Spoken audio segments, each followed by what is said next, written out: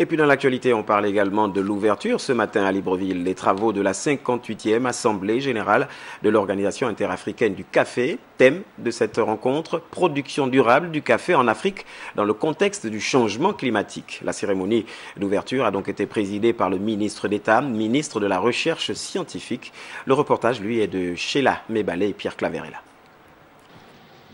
La culture du café en Afrique dans le contexte du changement climatique amène les participants à relever les défis pour élaborer une stratégie dans ce secteur. C'est pourquoi les experts venus des pays membres réfléchissent sur les enjeux du commerce du café dans le cas du bouleversement climatique.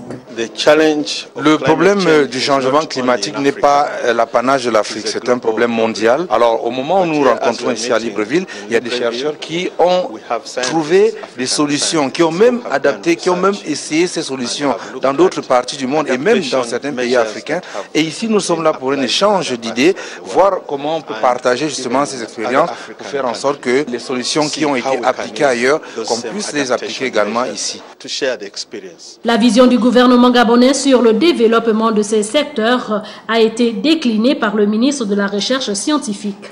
Le gouvernement gabonais reste convaincu de l'importance du café pour l'économie nationale, notamment dans la lutte contre la pauvreté en milieu rural et la diversification des piliers de croissance.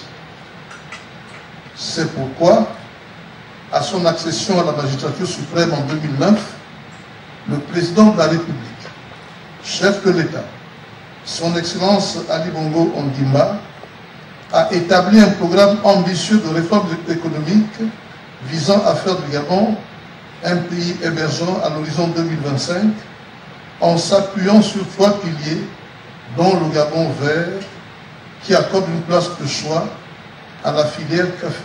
Précisons que le café joue un rôle important dans le développement socio-économique de l'Afrique. Ainsi, 25 pays sont membres de cette organisation.